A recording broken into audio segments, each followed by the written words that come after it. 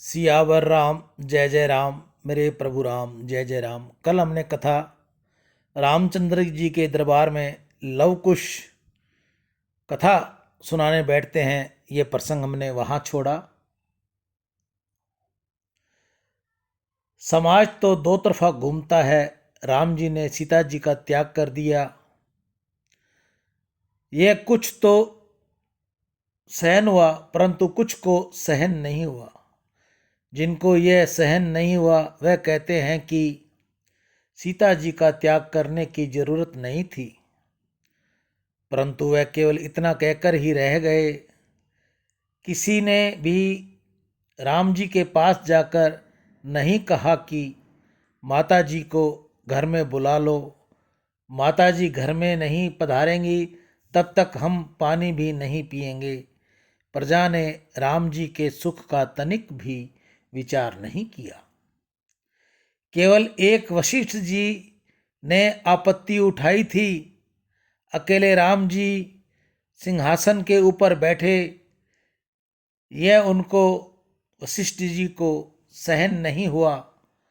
उन्होंने राम जी से कहा, यह बहुत बुरा हुआ, सिंहासन पर तुम एकाएक को बैठते हो, इसको देखकर मुझे बहुत दुख होता है। सीता का त्याग किया यह तुम्हारे योग्य नहीं है। सीता जी के घर में पधराओ, श्री सीता रामचंद्र जी सिंहासन पर विराजें, मैं ऐसे दर्शन करना चाहता हूँ। राम जी ने गुरु जी के चरण पकड़कर कहा, आप इस विषय में मुझे कुछ न कहें। मैंने जो किया वह विचार पूर्वक किया। राम जी को यज्ञ करना है। यज्ञ समाज के आरोग्य का साधन है, प्रजा को एक आदर्श बताता है। राम जी ने वशिष्ठ जी से सलाह पूछी। वशिष्ठ जी ने कहा, अकेले पुरुष को अथवा अकेली स्त्री को यह यज्ञ करने का अधिकार नहीं है। यज्ञ तो पति पत्नी दोनों के साथ बैठकर होता ही है और हो सकता है। तुम सीता जी को तो यह यज्ञ होगा। राम जी ने कहा, सीता जी को नहीं पधराऊं तो वशिष्ठ जी ने कहा, तुम राजा हो, किसी राजकन्या के साथ दूसरा विवाह करो।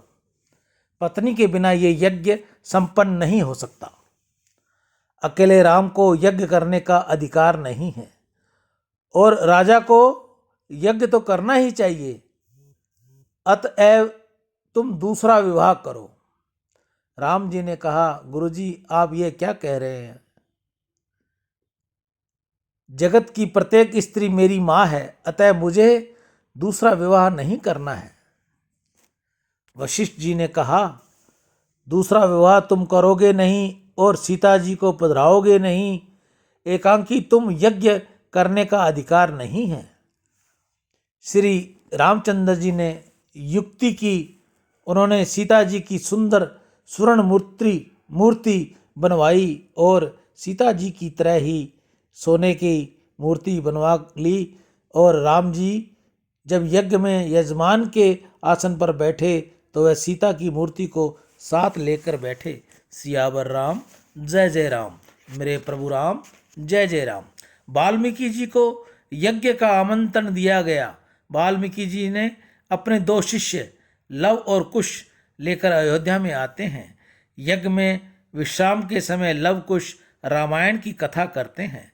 रामायण की कथा बहुत सुंदर और वे दोनों बालक असाधारण वक्ता हैं।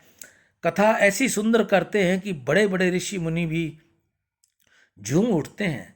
तब आश्चर्य व्यक्त करते हैं कि बालक कैसा सुंदर सुंदर बोलते हैं। राम जी के कानों में बात आई तो वाल्मीकि जी के कोई दो बालक शिष्य हैं और वह रामायण की कथा बहुत सुंदर करते हैं। राम जी ने उनको दरबार में बुलाते हैं।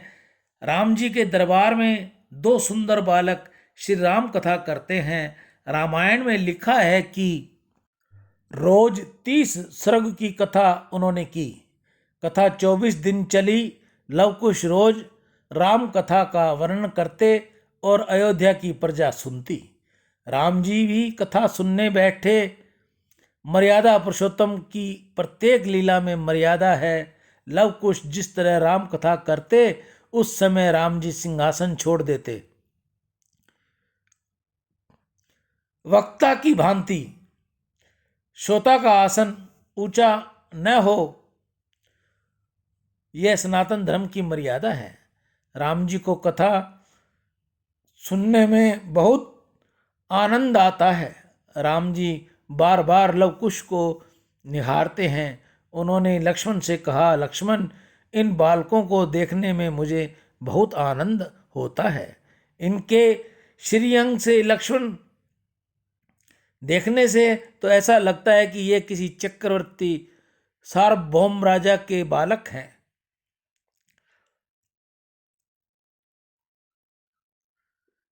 इनसे मिलने की मेरी इच्छा होती है। ये कोमल बालक हैं, मुझे इनका सम्मान करना है। प्रभु ने बालकों के लिए वस्त्र आभूषण मंगवाए, परंतु लवकुश उन्हें लेने की नाहीं की। लवकुश ने कहा, हमारे गुरुजी की आज्ञा नहीं है, हम वाल्मीकि ऋषि के शिष्य हैं।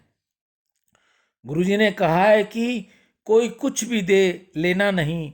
हम तो वन में रहने वाले तपस्वी हैं, जंगल के कंद मूल का सेवन करते हैं तथा वक्ल वस्त्र धारण करते हैं। सियावर राम जय जय राम, मेरे प्रभु राम जय जय राम।